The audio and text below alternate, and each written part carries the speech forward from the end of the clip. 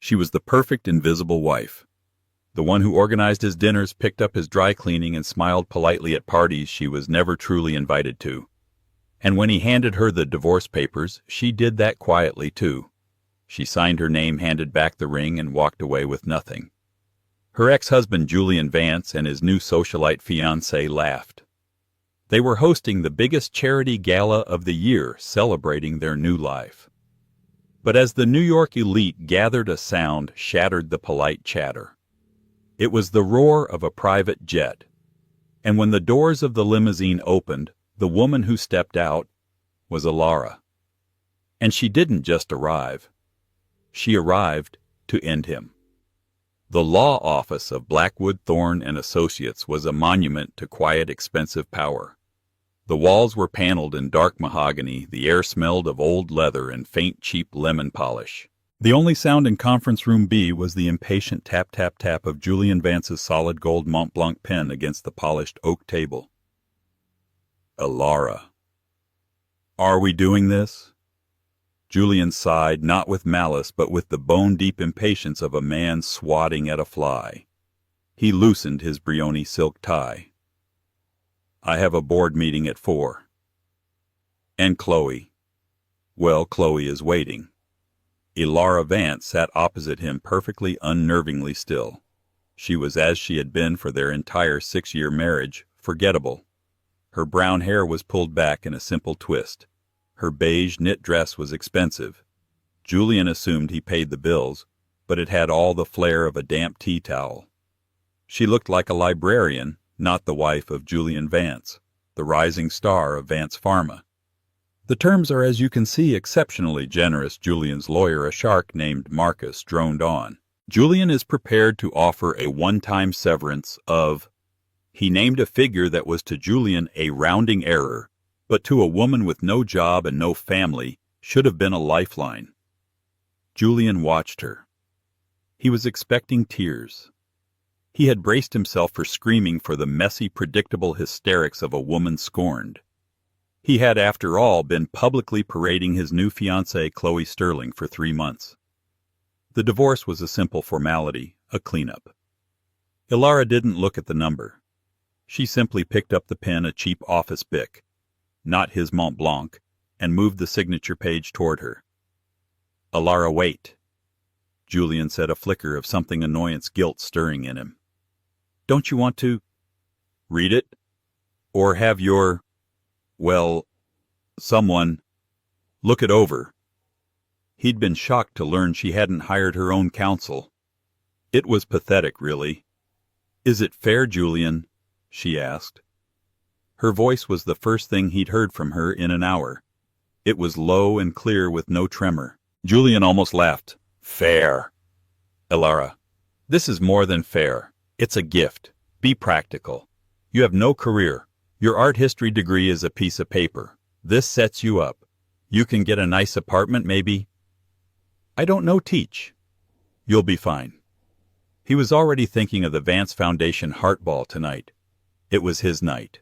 His coronation with Chloe on his arm. The press was waiting. This was the last piece of old business. Alara looked at him, not at his expensive suit or his perfectly coiffed hair. She looked at him into his eyes, and for the first time Julian felt a cold spike of nothing. Not fear, just cold. Her eyes, which he'd always thought were a dull, mousy brown, seemed dark, bottomless. No, thank you, Julian, she said softly. Marcus, the lawyer, froze. I'm sorry, Mrs. Vance. You're contesting. I'm not contesting. Alara slid the signature page back. I'm refusing the settlement. Julian stared. You're... What, Alara? Don't be a fool. You can't get more. This is it. Take the money, or you'll be left with nothing. I am already left with nothing, she said. She picked up the pen and with a steady, fluid hand signed her name, Alara Hayes Vance. Then she did 2 things. First, she slid her wedding ring off her finger. It wasn't the large diamond he'd first given her she'd claimed to have lost that years ago, another example of her carelessness. It was a simple, thin gold band she'd worn in its place. She placed it on top of the signed papers. Second, she reached into her simple leather purse and pulled out a single heavy object, a large antique skeleton key attached to a worn velvet fob. She placed it next to the ring. Julian didn't recognize it. "What's this?" "You were always so curious about the one locked drawer in my desk," she said. "The one in the library." "This is the key. It's open now. You can have the contents." She stood up. Her beige dress fell in neat, unremarkable lines. "That's it," Julian said, bewildered. This was too easy. The anticlimax was almost insulting. "That's it." She walked to the door. "Alara!" he called out, standing up. He felt a sudden, inexplicable urge to stop her. "Where will you go? What will you do?" Alara paused, her hand on the heavy brass handle. She looked back over her shoulder, and the light from the hallway caught her face. She was not smiling. It was something else. "I wish you the life you deserve, Julian," she said. And then she was gone. Julian stared at the closed door. He let out a shaky breath, then laughed. He felt light, free. He pocketed the strange key, already imagining Chloe's delight. "Well," said Marcus, gathering the papers, "that was the easiest high-asset divorce I've ever seen. She's a fool." "She is," Julian agreed, straightening his tie. "She's a fool." He left the office, stepping into his waiting Bentley, his mind already on the gala. He completely forgot about the woman who had just walked out onto the pavement with nothing but the purse on her shoulder. Alara stepped onto the bustling street. The noise of Manhattan washed over her. She walked 2 blocks, her sensible heels clicking, until a black, unmarked Maybach sedan pulled silently to the curb. A man in a dark suit stepped out and opened the rear door. Alara slid inside. The interior was silent, a tomb of plush leather and soundproof glass. "Is it done?" Madam, the driver asked, his voice clipped with a Swiss-German accent. Alara pulled the elastic from her hair, letting the long chestnut waves tumble down. She closed her eyes for a single moment, shedding the skin of Alara Vance. "It is done, Henrik," she said. She pulled out a small encrypted satellite phone. She typed a single 3-word text to a number saved as Astrius. "It is done." The car pulled seamlessly into traffic, heading not toward a sad rented apartment, but toward the private executive heliport on the Hudson River. The Metropolitan Museum of Art was a fortress of light against the deepening twilight. The great hall home to the Temple of Dender had been transformed for the 45th annual Vance Foundation Heart Ball. It was the crowning jewel of New York high society, and tonight it was Julian Vance's coming-out party as the new patriarch of his family's dynasty. Julian stood at the top of the grand staircase, his hand possessively on the bare back of Chloe Sterling. Chloe was everything Alara was not: loud, dazzling, and utterly shameless. She was draped in a crimson Bottega Veneta gown that seemed glued to her surgically enhanced curves, and around her neck, blazing like a car headlamp, was the Vance sapphire. It was a 60-carat monstrosity that Alara had refused to wear, calling it gaudy and costume-like. She had kept it in the back of the safe. Chloe, upon finding it, had shrieked with a delight so primal Julian had been almost frightened. "Darling, look, it's the Van Asters," Chloe whispered, her voice a theatrical rasp. "And oh my God, is that a reporter from Vogue?" "Julian, they're all here for us." Julian smiled, a tight proprietary smile. "They are here for the hospital wing, my dear. We're funding the new pediatric cardiology unit." "We are." He was on top of the world. The divorce was finalized. The Alara problem was solved. He'd even out of curiosity gone to her desk. The locked drawer contained only a stack of old leather-bound journals filled with unreadable, cramped script in what looked like Dutch and a single dried flower. He'd thrown it all in the trash. Useless. The hall was buzzing. The gossip he knew was about him. "Can you believe it? Signed the papers this morning. Left her with nothing, I heard. She didn't even fight. Poor sad Ilara. She was never cut out for this world. Julian upgraded. Chloe is a viper, but at least she's interesting. Julian soaked it in. He was the victor. At 8:00 p.m. the arrivals were supposed to be finished. The doors were closing. Julian tapped a glass of champagne, ready to make his welcoming speech. And then it happened. First a sound, a low, penetrating vibration that wasn't music. It was a deep, rhythmic whump, whump, whump. It grew louder, rattling the priceless Egyptian artifacts. "What on earth is that?" Chloe snapped, clutching the sapphire. "Is someone landing on the roof?" "That's impossible," Julian said, frowning. "Airspace is restricted." The sound faded, replaced by a sudden commotion at the museum's entrance. The head of museum security, a man Julian had on his payroll, was speaking frantically into his earpiece, his face pale. "Mr. Vance, sir." "We have an unscheduled arrival," the guard stammered. "I don't care," Julian said. "No one else gets in. We're starting." "Sir, you don't understand. It's Astrius Global." Julian froze. Astrius Global. The hyper-reclusive trillion-dollar private equity firm, the one run by the phantom billionaire Sebastian Thorne, a man no one had seen in public in a decade. "They aren't on the list," Julian said, his voice suddenly weak. "They are now, sir." The great oak doors of the museum, which had been closed, were pulled open by two men in identical black suits with no visible insignia, but with the unmistakable bulk of professionals. They moved with a fluid, terrifying grace, creating a human corridor from the curb to the entrance. Outside, the press, who had been packing up, scrambled back, their cameras flashing in a frenzy. A motorcade of 3 black armored Maybachs sat idling their presence, sucking the air off the street. "Who is it?" Chloe demanded, rising on her tiptoes. "Is it Thorne?" The middle Maybach's door opened. A single, impossibly high-heeled shoe, a delicate spike of black lacquer, touched the pavement. A woman emerged. The crowd went utterly, profoundly silent. It was not a dress. It was a sculpture. A column of midnight blue Schiaparelli velvet, so dark it looked black, with a single breathtaking piece of gilded anatomy embroidered over the bodice, a human heart picked out in gold thread and ruby beads. Her chestnut hair, which Julian had only ever seen in a bun, was down-styled in glossy, impossibly expensive waves. But it was the jewelry that made Chloe Sterling gasp and physically recoil. Around the woman's neck was not a single heavy stone, but a delicate cascading waterfall of antique diamonds that could only be one thing. "The Orloff Cascade," whispered a society columnist, her voice trembling. "I thought that was in a vault in Geneva. I thought it was a myth." The woman turned and the light hit her face. Julian Vance's champagne glass slipped from his fingers and shattered on the marble floor. It was Ilara. But it wasn't.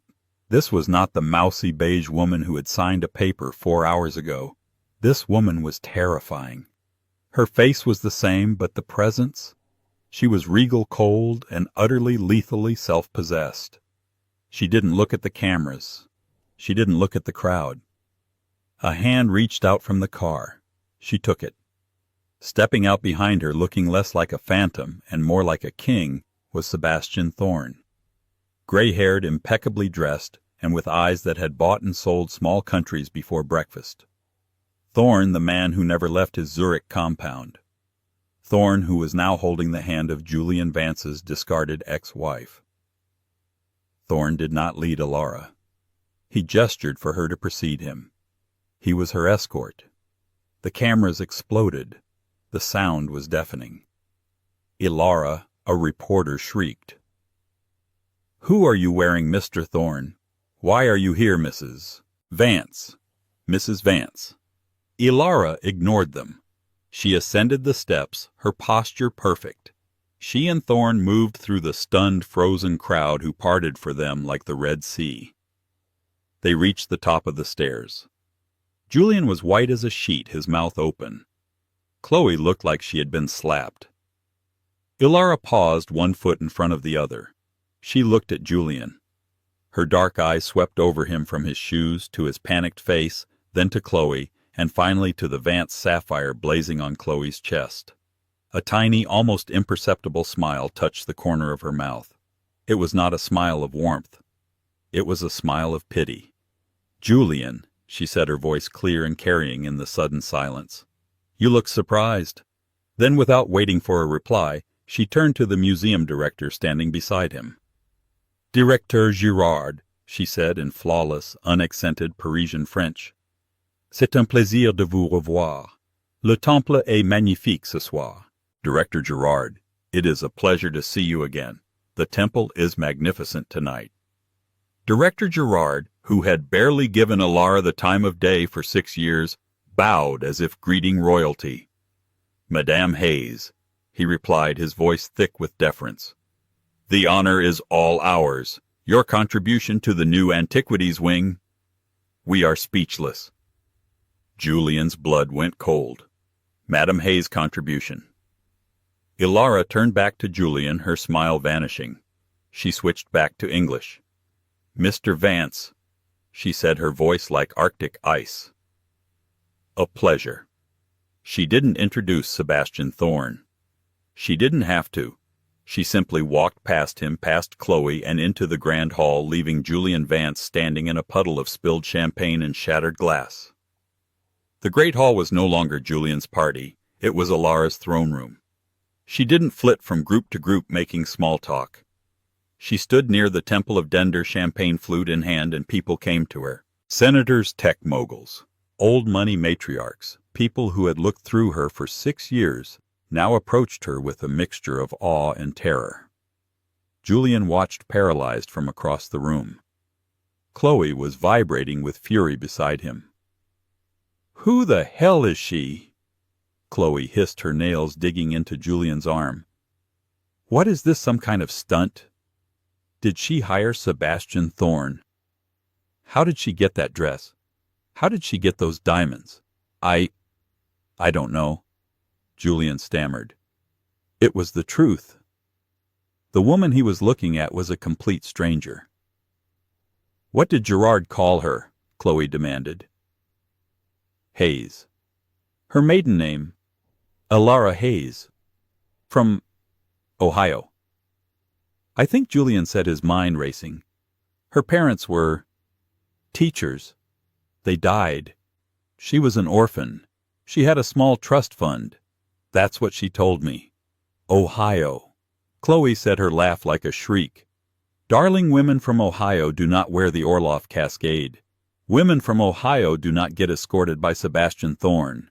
You didn't just divorce a librarian, Julian. You divorced something else." The buzz in the room was electric. The whispers were no longer about poor Alara. They were about, who is Alara? The jet. A Gulfstream G700. No, not a G700. The Astria's flagship. The one with the military-grade countermeasures. It flew from Zurich to Teterboro in under 6 hours. Thorne never travels. Never. Not for governments, not for kings. Look at the dress. That's custom Schiaparelli. That's not off the rack. Hayes. Hayes. Wait. Not Hayes as in Hayes. Oh my God. You don't mean the Van der Heyden family? A cold, greasy dread started to pool in Julian's stomach. He'd heard the name. Van der Heyden. A name whispered in the same breath as Rothschild or Rockefeller, but far, far quieter. Dutch. Old money. Shipping, banking, art, pharmaceuticals. A conglomerate so vast and so private it didn't even appear on public stock exchanges. It was impossible. Chloe, overhearing the whispers, had grabbed her phone. Her fingers were flying across the screen. "Julian," she said, her voice a strained whisper. "The Van der Heyden Holding Company, the primary family trust. It's managed by a firm in Zurich." So Julian snapped. "The firm is Astraeus Global Capital, Julian." That's a coincidence. The last matriarch of the Van der Heyden family.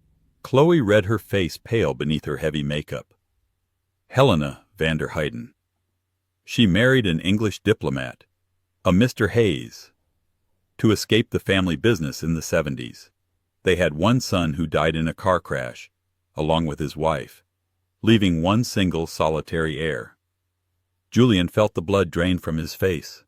He remembered the journals he'd thrown away, the unreadable cramped script. It was Dutch. One heir, Chloe continued, her voice trembling, who was sent to America to be educated at Columbia University under her mother's simplified name to protect her from the pressures of her inheritance. Chloe looked up from her phone, her eyes wide with a horror that was almost comical. Her name was Elara Hayes. The room seemed to tilt. 6 years. 6 years of ordering her to fetch his coffee. 6 years of complaining about her boring dinners. 6 years of mocking her simple tastes, her lack of drive, her quaint art history degree. He had been married to one of the wealthiest women in the world, and he had just divorced her for nothing. He looked at the key he still had in his pocket. The key to the desk drawer. He hadn't thrown everything away. He'd kept the key. He'd thought. He didn't know what he'd thought. He looked at Elara. She was laughing. A light, airy laugh as she spoke with Senator Harrison. It was a laugh he had never ever heard. He had to talk to her. He had to fix this. He straightened his tuxedo, ignored Chloe's "Julian, don't," and began to walk across the room. He felt like he was walking through wet cement. Every eye was on him. He reached the small circle. The senator nodded at him curtly. Sebastian Thorne looked at him as if he were a speck of dust on his lapel. Elara turned. Her eyes were bright, amused. "Elara," Julian said, his voice hoarse. "We need to talk. Now." Elara tilted her head. "I'm sorry," she said, her voice polite, as if speaking to a stranger who had dialed a wrong number. "Have we been introduced?" "Elara?" "This isn't funny," Julian hissed, reaching for her arm. Before his fingers could even brush the velvet of her sleeve, Sebastian Thorne's hand clamped down on his wrist. It wasn't a violent grip, but the pressure was immediate and absolute. It was the grip of a man who could crush bone and not spill his drink. Mr. Vance Thorne said, his voice a soft, chilling baritone. "I believe the lady is occupied, and you are interrupting." Julian snatched his hand back, rubbing his wrist. The humiliation was a physical burning heat on his neck. I am the host of this event," Julian stammered. "Are you?" Elara said, taking a sip of her champagne. "I was under the impression this was a fundraiser for the hospital, and a very successful one at that." She turned back to the senator. "Now, Senator, you were telling me about the new infrastructure bill." She had dismissed him, like he was a waiter. Julian stood there frozen for a full 10 seconds before he realized he had to move. He retreated, walking backward at first before turning and stalking back to Chloe. This is a nightmare," he muttered. "It's not a nightmare, Julian," Chloe said. She was no longer furious. She was calculating. She was looking at Julian, but she was seeing his balance sheet. And for the first time she was comparing it to Elara's. "We have to do something," Julian said. "You have to do something," Chloe corrected. "You have to make your speech. You have to save this. You have to get up on that stage and remind all these people who you are." She was right. The auction. The pediatric wing. That was his power. He would get up on that stage, he would pledge his family's money, and he would reclaim his night. He strode to the stage, grabbing the microphone from the stunned MC. "Ladies and gentlemen," he boomed, his voice artificially loud. "Welcome, welcome to the Heart Ball." A smattering of polite, distracted applause. All eyes were still on Elara. "We are here tonight for one reason, to save lives, to build the future, to fund the new Vance Foundation Pediatric Cardiology Wing." He had their attention now. This was his territory. "And to kick off the auction tonight," he said, pulling himself up to his full height, "I am proud to announce the Vance family's opening pledge. We are starting the bidding for the naming rights."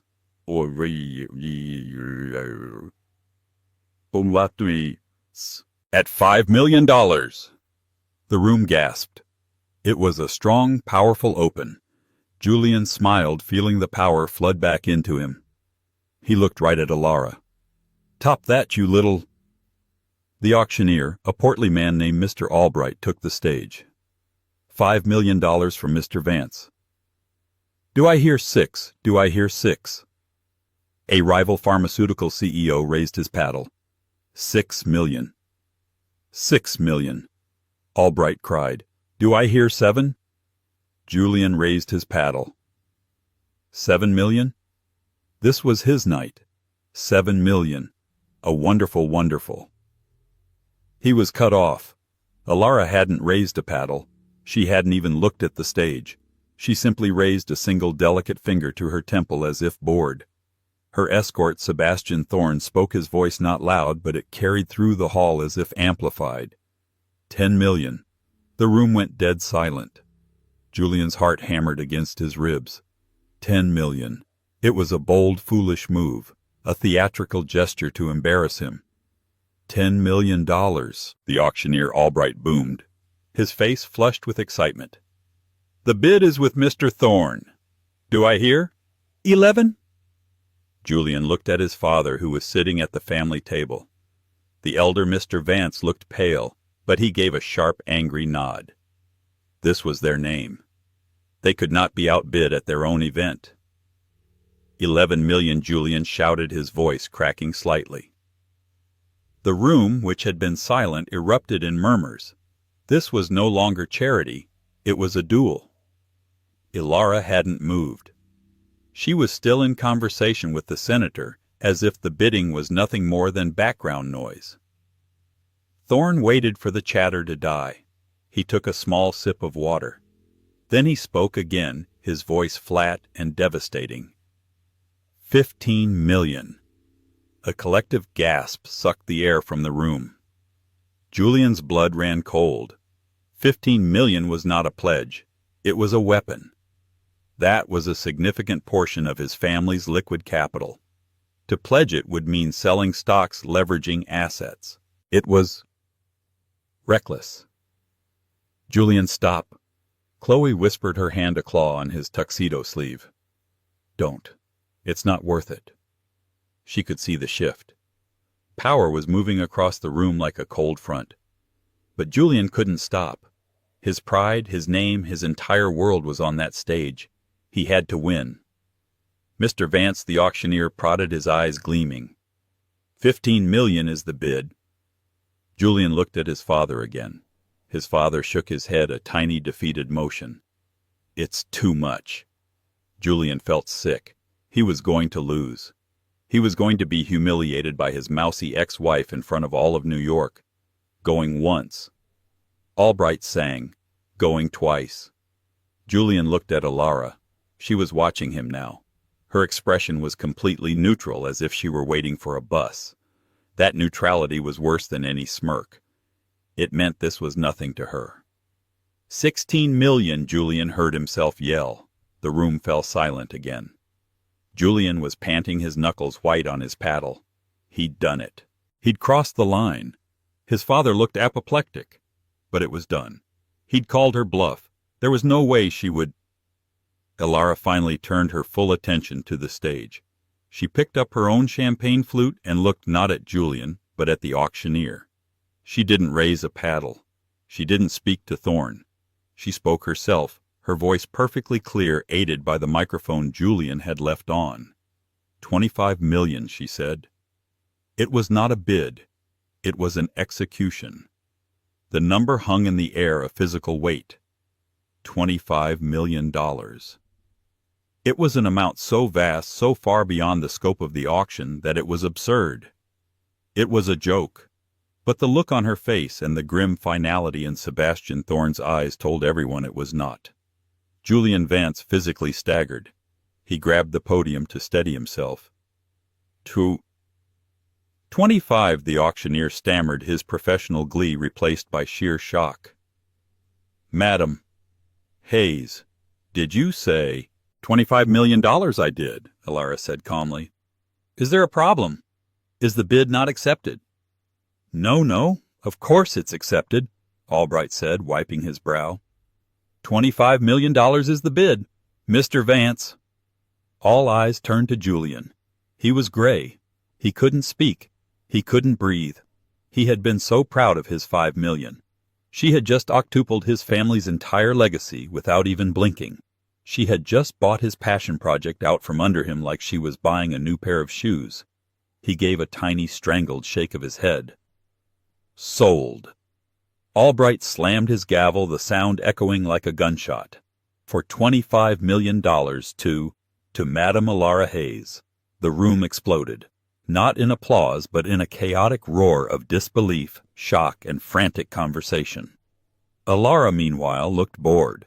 She set her champagne flute down and, flanked by Thorne, began to walk toward the stage. The crowd parted for her. She ascended the small steps and took the microphone from the stunned auctioneer. She looked out at the sea of faces, her gaze sweeping over them before landing finally on Julian. "Thank you," she said, her voice echoing through the grand hall. "The Vance family has done a wonderful job stewarding this foundation for many years. Their generosity has been noted." It was a perfectly crafted insult, a verbal stiletto. "My family," she continued, "the Vanderheyden family has always believed that philanthropy, like breathing, should be essential and quiet. We have for generations funded research and built hospitals anonymously. But tonight I was moved by Mr. Vance's passion, moved to step out of the shadows." She gave Julian a small, cold smile. "I am so pleased to fund this new wing. It will, I am sure, save countless lives. And I am especially proud to announce its new name." This was it, the final twist of the knife. "In honor of the woman who taught me that true strength is never loud, the new wing will be christened the Helena Hayes Pediatric Cardiology Center." She had erased him. In his own home at his own party, she had taken his family's name off his greatest achievement and replaced it with her grandmother's. She placed the microphone back on the stand. She didn't look at Julian again. She and Thorne walked off the stage, not back to their table, but straight toward the main exit. They hadn't come for the party. They hadn't come for the dinner. They had come to win.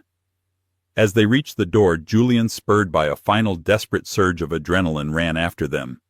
"Alara! Why?" he yelled, his voice cracking. "After 6 years? Why are you doing this to me?" Alara stopped in the grand entryway. The press, now a frenzied mob, was held back by her security team, their cameras flashing. She turned to face him one last time. The entire gala was watching. "Doing what to you, Julian?" she asked, her voice genuinely curious. "I just donated $25 million to a children's hospital." "You should be thanking me. You did this to humiliate me." "No," Alara said, and her voice dropped, becoming so soft he had to lean in to hear it. The coldness in her eyes was now absolute. "You humiliated yourself. You just didn't know it until tonight." "But I loved you," he whispered. It felt like a lie even as he said it. "No, Julian," she corrected just as softly. "You loved that I was quiet. You loved that I was uncomplicated.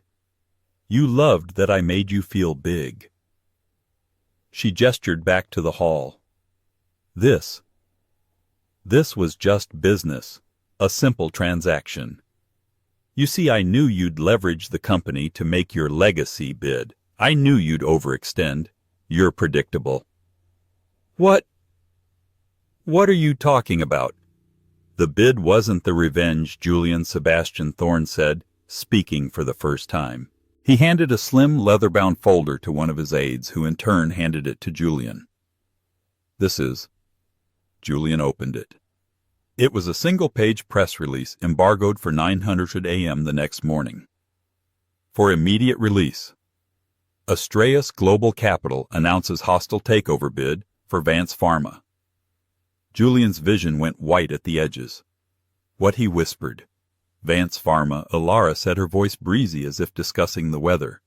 My family's holding company VDH owns the primary patents on the 3 cardiovascular drugs that make up 90% of your company's revenue. We leased them to your father in 1998. Julian's mind flashed to the quaint art history degree, the trips to the library, the boring ledgers she was always studying. You knew our books? I wrote your books, Julian, she said. For 6 years I've watched you and your father mismanage the company, leveraging it for things like this. She gestured to the party. All that debt, all that hubris. It made you a very, very attractive target. You can't, he stammered. Our board. Our shareholders. Your shareholders will be delighted, Thorne interrupted. We're offering them a 40% premium. They will vote you out by breakfast. Your father will be retired by lunch. You will be redundant. This was the true execution. The gala was just the stage. Ilara looked at him, her gaze lingering on the man she had once somehow loved, the man who had called her a fool that very afternoon. You wanted to know where I was going, Julian, she said. I was going to a board meeting. My board meeting. She leaned in, her voice a poisoned dart. And I'm keeping the sapphire. Chloe can have the replica you bought her. The real one has been in my family's vault in Geneva for 2 years. The one she is wearing is a very, very good fake from Cartier. A costume, as I believe I called it. Chloe, who had crept up behind Julian, let out a small, strangled sound. Ilara smiled, a real, genuine smile this time. It was the most terrifying thing Julian had ever seen. I wish you the life you deserve, Julian. She turned, stepped into the waiting Maybach, and vanished into the New York night. Julian was left standing on the steps of the museum holding a press release that announced the end of his entire world. The sun rose on Tuesday morning over a New York City that was feeding on the carcass of Julian Vance. The New York Post cover was a gleeful, full-page photo of Ilara in her Schiaparelli gown, side by side with a blurry, slack-jawed image of Julian. The headline, "The Wife and the Knife. Divorced him at 3 p.m., bought him by 9 p.m. Forbes had already published a 5,000-word deep dive, The Quiet Heiress. How Ilara Hayes van der Heyden, the ghost of VDH, just stepped into the light. It was all there. The van der Heyden lineage. The VDH conglomerate with assets estimated in the high hundreds of billions. The privacy vow taken by the family. The quiet 6-year sabbatical of its primary heir. Julian hadn't slept. He was in his father's penthouse office at the Vance Pharma building, the one he was supposed to inherit.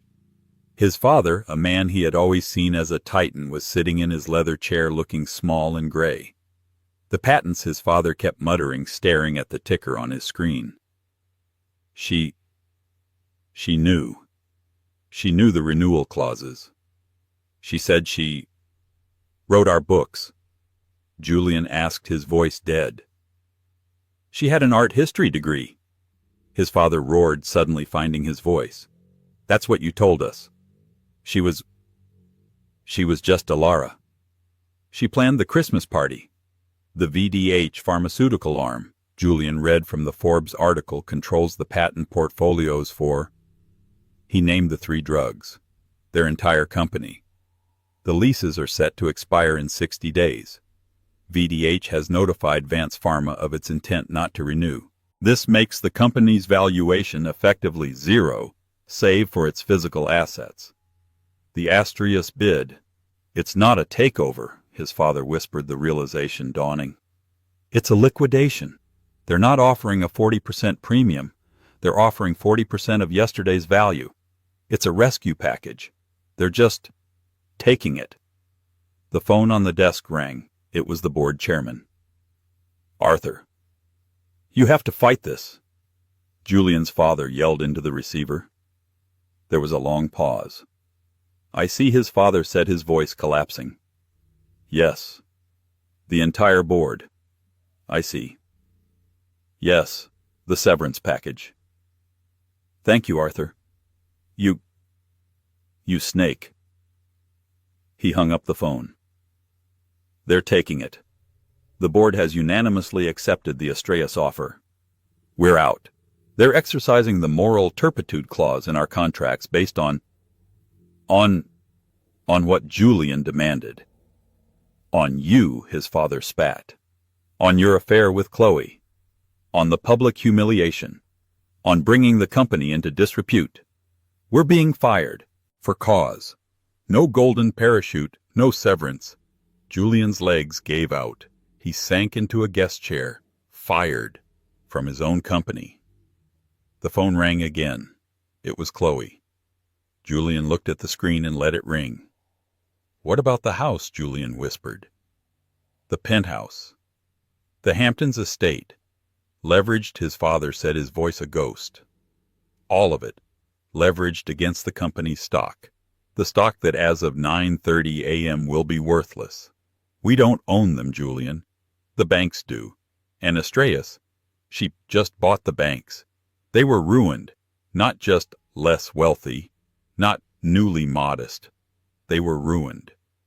Julian thought of the small insulting settlement he had offered Alara. The lifeline. The severance. He had called her a fool. A knock came at the office door. A young, nervous-looking woman from legal services came in holding a simple brown envelope. "Mr. Vance," she said, looking at Julian. This was just messengered over. From Estrellas Global. Julian ripped it open. It wasn't a legal document. It was a check. A personal check drawn from a private bank in Zurich. It was for the exact amount he had offered Alara in the lawyer's office. The generous severance. Attached was a small embossed note card. "Don't be a fool, Julian. Take the money. You'll be fine. E.H." It was the most devastating, complete, and total destruction he could have ever imagined. It wasn't loud. It wasn't violent. It was quiet. It was precise. It was her. He looked at the key he still had. The key to the desk drawer. The one he'd forgotten about in the chaos. He ran from the office, ignoring his father's calls, and took the private elevator down to his penthouse. He ran to the library, to the simple desk Alara had always used. He jammed the key into the lock. He had been wrong. The drawer wasn't empty. Inside was a single object. A small black velvet-covered box. He opened it. It was the Vance sapphire. The real one. The 60-carat flawless, priceless heirloom. She hadn't taken it to Geneva. She hadn't stolen it. She had left it for him. He stared at it, completely broken. Why? Why leave this?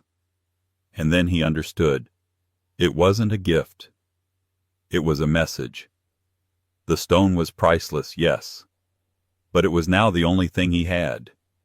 He would have to sell it. He would have to sell his family's name, his legacy, just to survive. She hadn't just taken his company. She had left him with the burden of liquidating his own history. The final, perfect, quiet revenge. While Julian Vance was staring into the heart of a sapphire, Alara Hayes was 35,000 feet over the Atlantic, heading east. The cabin of the Gulfstream G700 was not a party. It was an office. The plush cream leather seats were covered in financial binders and market projections. Alara, having swapped her Schiaparelli gown for a simple black cashmere suit, was sipping black coffee and running a global board meeting via a secure teleconference. "The Vance acquisition is complete, Madam Hayes," a voice reported from the screen. "The assets are being folded into the VDH Pharma division.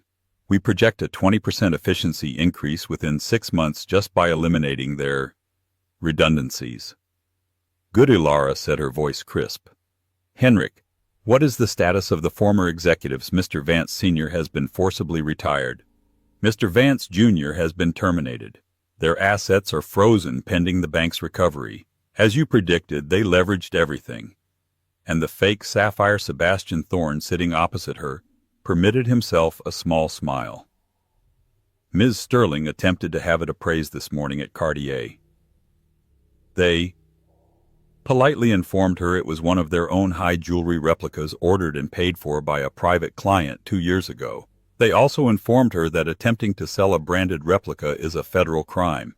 She left, quickly, without the stone. Alara nodded.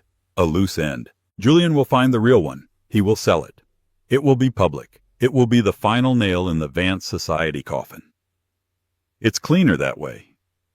Thorne, who had served her father and grandfather, looked at her with profound respect. Your father was a good man, Ilara, but he was soft. Your grandfather was a shark, but you are a surgeon. That was exquisite. Ilara looked out the window at the endless blue. It wasn't exquisite, Sebastian, she said quietly. It was necessary. For 6 years, I hibernated. I wanted to be normal. I wanted to be loved for me, the simple me. And were you? He asked gently. I was loved for as long as I was convenient, Ilara said. Julian didn't fall out of love with me. He just stopped seeing me. I became furniture. His ambition was a cancer. It consumed his kindness, his humor, everything I thought I'd married. And when he flaunted that child in public, he wasn't just disrespecting me. He was disrespecting my family. He was threatening the vow of privacy. He made us vulnerable. And that, she said, her eyes hardening, was his real mistake. He never knew who you were, Thorne said. He never asked. Ilara replied. He never once in 6 years asked about my family, my childhood, or my language. He just talked about his deals, his ambitions, his legacy. She closed the binder in front of her. He wanted a legacy. Now he has one. He'll be remembered as the man who had the world in his hands and threw it away for a cheap copy. The jet began its smooth descent toward Switzerland. So Madam Chairman Thorne said, his voice becoming formal again. What is the first order of business when we land in Zurich? Ilara looked at her schedule. Item 1, the Vance Pharma liquidation. Item 2, review the South American lithium mine acquisition. Item 3. She smiled a small private smile. We're having the Helena Hayes Pediatric Center designed by Kengo Kuma. I have a 200 p.m. call with his office in Tokyo. She had stepped out of the shadows. But she wasn't a socialite. She wasn't a gala-goer. She was an empress, and she was home. 6 months later. The name Vance was a whisper in New York, a cautionary tale. Julian, it was rumored, was living in a small rented condo in New Jersey. He had sold the sapphire in a humiliating private auction fire sale. Chloe Sterling had vanished, last seen on Instagram in Dubai, attached to a new, equally shiny Billionaire. The Vance Pharma building was now the VDH North American headquarters. A letter arrived at Julian's condo. It was on heavy cream-colored cardstock. It was an invitation. You are cordially invited to the opening dedication of the Helena Hayes Pediatric Cardiology Center. Julian stared at it. Was this a final cruelty? A taunt? He went. He had to. He wore his last good suit, the one he'd been married in. He stood in the back of the gleaming new glass and wood atrium, a ghost at the feast. He saw her. She was on the podium, surrounded by doctors, politicians, and smiling children. She looked happy. Not the cold, avenging angel from the Met. Not the mousy, beige wife from his old life. Just content. She was radiant. She gave a speech not about money, but about her grandmother Helena, about her passion for medicine. Julian watched, and for the first time he felt not anger, not humiliation, but a profound, bottomless sense of loss. He hadn't just lost his money. He had lost her. He had held a star in his hand and complained it wasn't a light bulb. After the ceremony, as she was leaving, she saw him. He was frozen, waiting for security to remove him. But she stopped. She walked over to him, her security detail fanning out. Julian, she said. Her voice was warm. Ilara, he said, his voice thick. It's beautiful. What you've built. We built, she corrected him gently. It was your family's foundation that started it. The name is just a name. The work is what matters. He didn't know what to say. I'm sorry felt like swallowing sand. I miss you was a lie.